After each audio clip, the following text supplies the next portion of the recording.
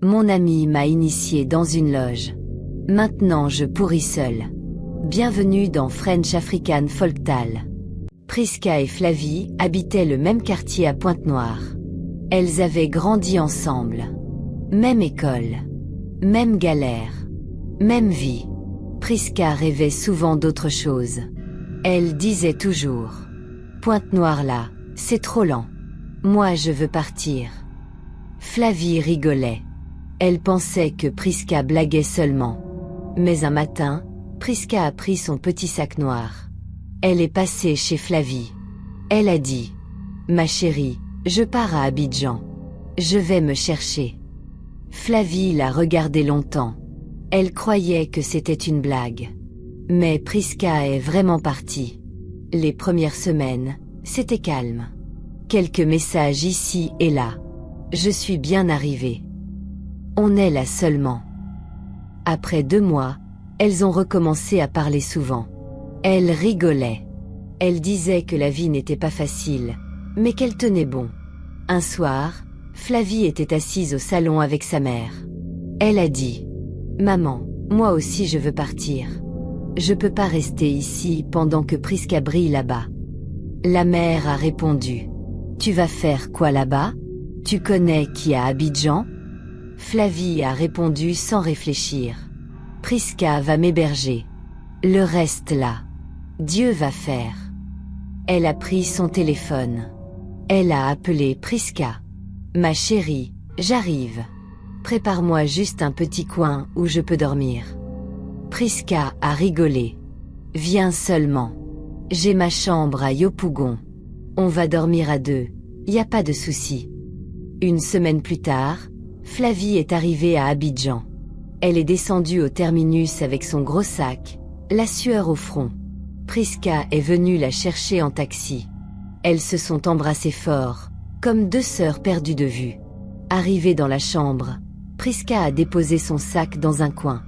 Matelas au sol, petit ventilo qui faisait plus de bruit que d'air, mais c'était propre. Le soir, elles sont sorties manger au coin de la rue. Elles ont rigolé toute la nuit. Flavie, elle souriait. C'est ici que ma vie va changer. Abidjan m'a appelé. Quand Flavie est arrivée à Abidjan, Priska l'avait accueillie les bras ouverts. Elle était heureuse de retrouver sa copine d'enfance. Les deux ont commencé à vivre ensemble dans une petite maison du quartier.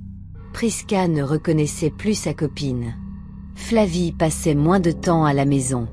Elle sortait chaque soir, elle revenait chargée de cadeaux. Des habits de marque, des perruques coûteuses, même de l'argent qu'elle claquait sans compter. Priska regardait ça. Elle bouillonnait. Elle se disait: Mais attends. Moi je suis à Abidjan depuis longtemps. Je me bats pour vivre.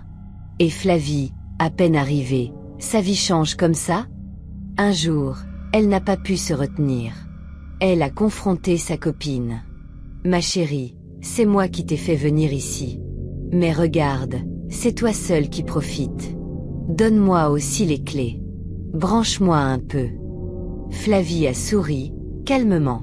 Elle a juste répondu: Ce n'est pas facile, Priska. Ce que j'ai là, c'est trop de sacrifices. Il faut être courageuse. Priska l'a regardée dans les yeux. Elle savait que derrière ces paroles, il y avait un secret lourd. Mais lequel? Au début, tout se passait bien. Elles rigolaient comme avant, elles sortaient ensemble, elles se rappelaient leurs histoires de Pointe-Noire. Rien n'avait changé entre elles. Mais rapidement, Priska a remarqué un détail. Flavie sortait beaucoup. Le soir, elle se préparait comme une vraie star, maquillée, parfumée, bien habillée. Elle disparaissait dans la nuit. Et le matin, elle revenait fatiguée, mais avec des choses qu'elle n'avait jamais eues. Des chaussures chères, des habits de qualité, des téléphones neufs. Priska, elle, restait à la maison. Elle observait. Elle ne comprenait rien. Mais ma copine fait quoi dehors? Elle est entrée dans quel business? Petit à petit, elle voyait bien que quelque chose n'était pas normal. Flavie avait changé. Priska voyait sa copine changer chaque jour.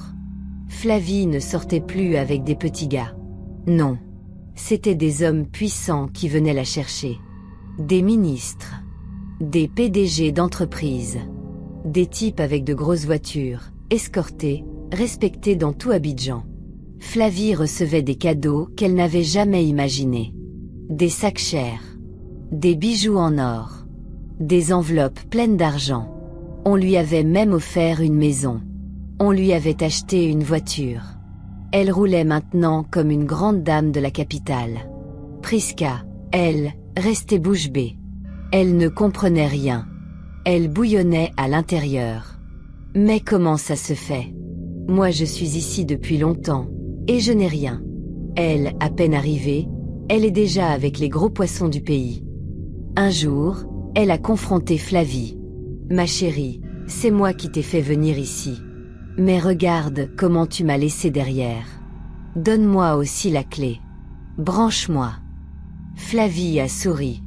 Elle a secoué la tête doucement. Priska, ce n'est pas facile. Ce que j'ai là, c'est trop de sacrifices. Il faut être courageuse. Ma chérie, sois tranquille, je te le dirai. Quelques mois plus tard, Flavie est tombée enceinte d'un homme riche de la capitale. Elle a donné naissance à des jumeaux. À partir de ce moment, sa vie a pris une autre dimension. Elle avait des gardes du corps. Sa maison était toujours sécurisée. Quand elle sortait, il y avait des policiers autour d'elle. Elle voyageait beaucoup. Les gens l'appelaient même Maman Dubaï. Priska, elle, insistait toujours. Flavie, s'il te plaît, dis-moi le secret. Pardon. Flavie a fini par céder. Moi, je suis allée dans un quartier spécial ici à Abidjan. Là-bas, on m'a lavé avec une eau. C'est cette eau-là qui a ouvert mes portes. Priska a ouvert grand les yeux. Donc c'est juste de l'eau. Flavie a hoché la tête. Oui, mais pas n'importe quelle eau. C'est une eau que tout le monde ne peut pas aller chercher. Priska n'a pas réfléchi. Elle a dit directement. Moi aussi je vais y aller. Je vais me laver avec cette eau. Mais Flavie, à ce moment-là, avait déjà pris une décision.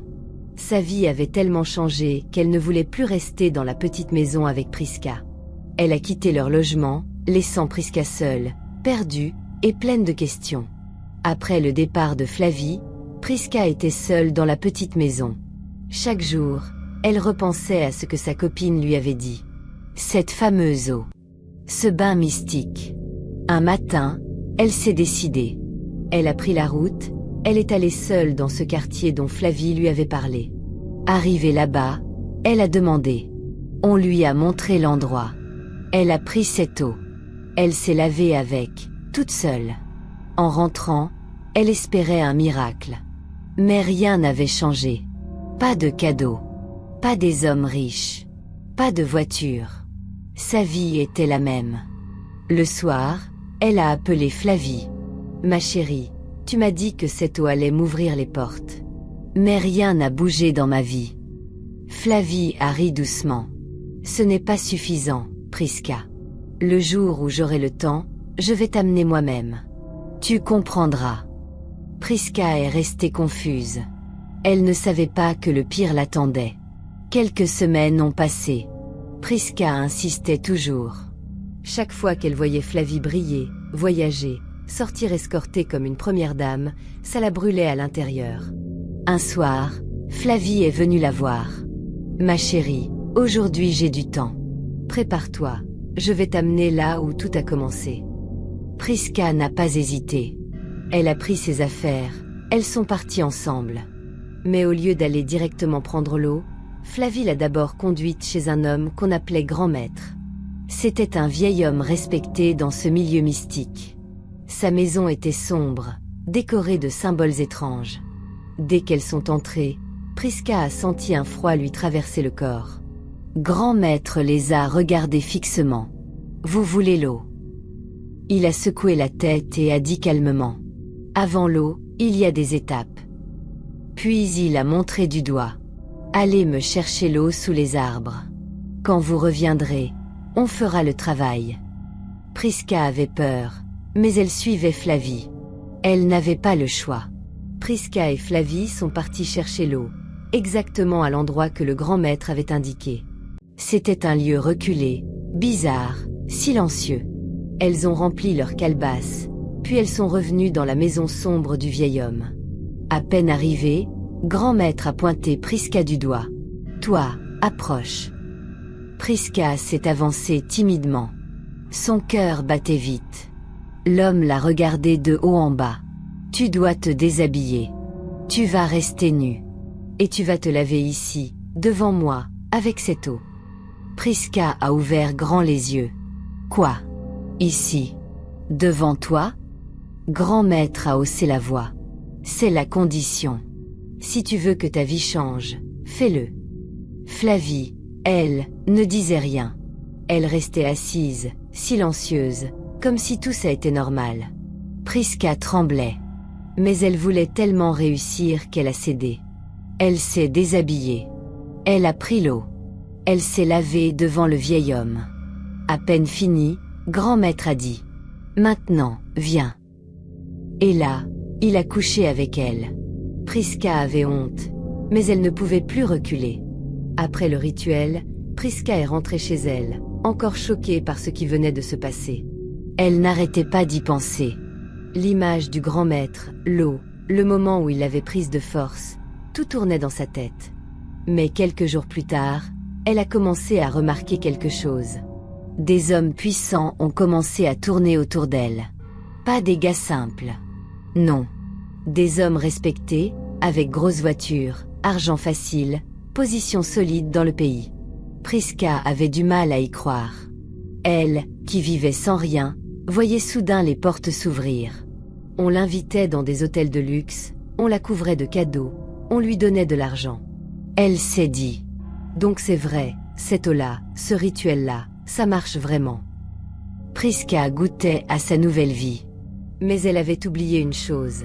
Le grand maître avait parlé d'une condition. Alors que Prisca commençait à profiter de sa nouvelle vie, le grand maître l'a rappelé. Elle est retournée chez lui, confiante, croyant qu'il allait juste renforcer sa chance. Mais ce jour-là, il l'a fixé droit dans les yeux et il a parlé froidement. « Ce que tu as reçu ne vient pas gratuitement. Si tu veux garder tes gros poissons, si tu veux que ta richesse augmente, il y a une condition. » Prisca a froncé les sourcils. Quelle condition? Le vieil homme a pris une longue pause, puis il a lâché. Tu vas commencer à fréquenter les morts. Tu vas déterrer des corps fraîchement enterrés. Et tu vas coucher avec eux. Plus tu le feras, plus ton succès grandira. Prisca est restée figée. Son cœur s'est serré. Elle a cru qu'elle avait mal entendu. Quoi? Avec des morts? Grand maître a répété calmement. Oui, c'est le prix. C'est ça le vrai sacrifice. Prisca tremblait. Mais au fond d'elle, elle voulait tellement réussir qu'elle n'a pas dit non. Elle a baissé les yeux. Elle venait de franchir un point de non-retour. La nuit suivante, Prisca n'a pas fermé l'œil. Les paroles du grand maître résonnaient dans sa tête. Tu vas déterrer des morts, tu vas coucher avec eux. Elle voulait fuir, mais en même temps, elle se souvenait des voitures, des billets, des bijoux, des regards d'admiration. Quelques jours plus tard, elle a cédé. On l'a emmenée dans un cimetière, au milieu de la nuit. Le sol était encore frais. On a creusé. Le corps était là, froid, sans vie.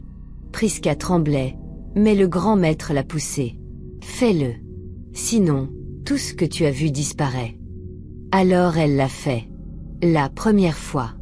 Le silence du cimetière, l'odeur de la terre, le froid du cadavre, tout ça l'a marqué à jamais. Et après ça, les choses ont changé encore plus vite. Plus d'argent, plus de voyages, plus de luxe. Elle brillait de l'extérieur. Mais à l'intérieur, elle savait, son succès venait de la mort. Prisca avait dit oui. Elle avait accepté la condition. Alors la nuit, discrètement, elle sortait. Elle donnait de l'argent aux gardiens du cimetière. On savait déjà pourquoi elle venait. Ils ouvraient, ils détournaient les yeux. On creusait les tombes récentes. Les corps n'étaient même pas encore décomposés. Prisca tremblait, mais elle devait le faire. Elle se couchait sur ses cadavres froids. Elle fermait les yeux. Elle faisait ce qu'on lui avait demandé. Après, on recouvrait le corps. Comme si de rien n'était. Et ça devenait une habitude. Une nuit, 2 nuits, 3 nuits. Elle répétait sans arrêt. Et plus elle le faisait, plus elle voyait les résultats. Argent qui coulait. Bijoux. Voitures. Invitations dans des villas de luxe. Les hommes riches d'Abidjan se disputaient sa présence. Elle brillait en public. Mais personne ne savait d'où venait ce succès. Priska, la copine simple de Pointe-Noire, était devenue une femme redoutée dans la capitale. Mais à quel prix? Un samedi, Priska a été invitée à un grand mariage. Pas un mariage banal. C'était le mariage d'une grosse autorité du pays. Toute la haute société d'Abidjan était là. Priska est arrivée comme une reine. Robe de luxe, bijoux qui brillaient, parfum qui annonçait sa présence avant même qu'elle n'entre. Tout le monde la regardait. Elle avait ce charisme qu'elle utilisait pour attraper les gros poissons. Ce jour-là, elle a croisé un homme. Pas n'importe qui. Un homme riche, puissant, respecté. Lui aussi, il avait ses secrets. Des protections mystiques. Des fétiches solides. C'était quelqu'un qui connaissait déjà ce monde de ténèbres. Priska l'a séduit rapidement. L'homme était impressionné par sa beauté, par son aura. Mais ce qu'elle ne savait pas, c'est que cet homme-là n'était pas comme les autres. Ses protections étaient trop fortes. Et quand elle a commencé à coucher avec lui, toutes les forces occultes qu'elle utilisait ont commencé à se retourner contre elle. Au début, Priska ne voyait rien. Avec cet homme riche, tout semblait normal. Elle voyageait, elle mangeait dans les plus grands restaurants, elle brillait encore plus dans Abidjan. Mais quelques semaines plus tard, des choses étranges ont commencé. En bas, elle ressentait des démangeaisons bizarres. Des brûlures qu'aucun savon n'effaçait. Elle allait voir des médecins. Ils donnaient des crèmes, des comprimés. Rien ne changeait. Puis une odeur a commencé à sortir d'elle. Une odeur forte, que même ses parfums les plus chers ne pouvaient pas couvrir. Elle se lavait plusieurs fois par jour. Elle changeait de sous-vêtements. Rien. Un soir, alors qu'elle s'essuyait, elle a vu quelque chose bouger. Elle a regardé. C'était un petit asticot. Priska a crié. Elle a cru qu'elle rêvait. Mais les jours suivants, d'autres sont sortis. Son corps était en train de pourrir de l'intérieur. Et pour la première fois, Priska a eu peur. Priska ne dormait plus. Chaque nuit, elle vérifiait son corps. Chaque matin, elle se réveillait en pleurs. Les asticots sortaient toujours. Elle avait honte, elle avait peur. Elle ne comprenait pas ce qui lui arrivait. Elle a commencé à courir chez les féticheurs. Partout où on disait qu'il y avait un marabout puissant, elle y allait. Elle donnait des millions. Elle offrait des chèvres, des poulets, des enveloppes. Mais rien ne changeait. Le pire, c'est que le grand maître, celui qui l'avait initiée, celui qui avait couché avec elle la première fois, il était mort. Priska était perdue. Elle se disait, si c'est lui seul qui pouvait me délivrer, comment je vais faire maintenant? Elle paniquait. Elle pleurait. Elle se cachait. Parce qu'en public, elle brillait encore. Mais à la maison, en secret, son corps était en train de se décomposer. Quand elle a vu que les féticheurs ne pouvaient rien pour elle, Priska a changé de direction. Elle a commencé à courir dans les églises. Chaque semaine, on la voyait dans un nouveau temple. Elle donnait de grosses offrandes. Elle déposait des enveloppes épaisses. Elle payait même des veillées entières pour qu'on prie uniquement pour elle. Les pasteurs imposaient les mains, ils faisaient des délivrances. Mais rien ne sortait. Les asticots continuaient à couler. L'odeur restait. Son corps pourrissait de l'intérieur. Priska avait tout matériellement, maison, voiture, voyage, argent. Mais la paix, elle ne l'avait plus. La santé, elle ne l'avait plus. Elle se disait, à quoi bon toute cette richesse, si je dois pourrir vivante? Elle priait, elle pleurait. Mais chaque matin, la même réalité l'attendait. Dans sa recherche de solutions, Priska est tombée sur un vieux féticheur qui connaissait bien le milieu. Elle lui a tout raconté, les bains mystiques, les cadavres, le grand maître, et surtout cet homme puissant qu'elle avait rencontré au mariage. Le vieil homme l'a regardé longtemps, puis il a dit calmement: « Tu ne sais pas sûr qui tu es tombé. Cet homme-là, il n'est pas comme les autres. Il a ses propres protections. Il est blindé de la tête aux pieds.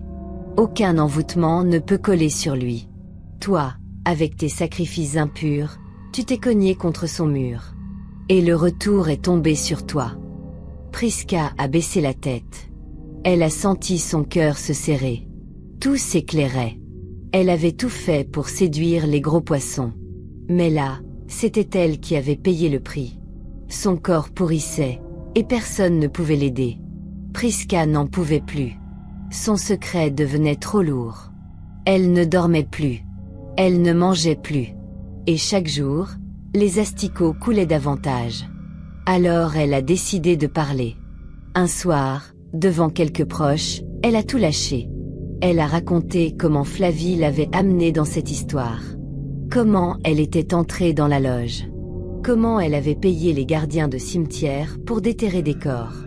Comment elle avait couché avec des cadavres pour garder sa richesse. Les gens étaient choqués. Personne ne pouvait croire que la belle Maman Dubaï, celle qu'on voyait voyager, briller avec des bijoux, manger dans les plus grands hôtels, c'était la même femme qui pourrissait de l'intérieur. Priska pleurait en parlant. Elle répétait: « Tout ce que j'ai, ça vient de la mort. Et aujourd'hui, c'est la mort qui m'emporte. » Son corps ne lui appartenait plus. Elle sentait qu'elle vivait ses derniers jours. Priska n'était plus la même femme. Elle ne sortait presque plus, sauf quand c'était vraiment nécessaire. Son corps ne tenait plus. Les douleurs étaient insupportables. Chaque jour, elle voyait ses asticots sortir de ses parties intimes. Parfois même, ils tombaient sur ses draps. Elle pleurait seule, enfermée dans sa chambre. Elle ne pouvait plus s'approcher de quelqu'un sans que l'odeur ne la trahisse. Elle avait des villas, des voitures, des bijoux. Mais tout ça ne servait plus à rien. À quoi bon rouler dans une grosse voiture, si ton propre corps est déjà en train de pourrir vivant? Priska ne mangeait presque plus. Elle maigrissait. Son visage avait changé. Elle ressemblait à une ombre. C'était la vraie agonie. Une mort lente. Et le plus dur, c'est qu'elle savait que tout venait de ses choix. Aujourd'hui, Priska vit ses derniers instants. Elle ne cache plus rien. Elle dit elle-même: « Oui, j'ai touché aux choses sales. Oui, j'ai fait des pactes. J'ai couché avec des morts. Tout ce que j'ai, c'est venu de là. » La vérité est là. Elle a tout matériellement. Argent, villa, voiture, garde du corps. Mais son corps, lui, est déjà fini. En bas, ce sont des asticots qui sortent chaque jour. Elle sait que son heure approche. Alors elle parle, elle avertit. Les filles, arrêtez de courir derrière les raccourcis. Derrière ces loges, il n'y a rien. Derrière ces sacrifices, c'est la mort. Les amies, celle qu'on appelait Maman Dubaï, celle qu'on enviait, qu'on applaudissait. Aujourd'hui elle supplie seulement pour que Dieu lui pardonne. Parce que tout ce luxe-là, toute cette gloire-là, ne vaut rien quand ton corps est déjà pourri vivant. La famille, l'argent, les bijoux, les voyages, ça ne sauve pas une âme. Aujourd'hui, Priska a tout perdu, sauf son souffle. Elle prie seulement pour que Dieu la pardonne. Et toi?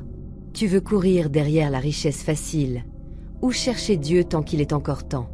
Partage ça. Parce que quelqu'un, quelque part, est peut-être tenté par ce chemin.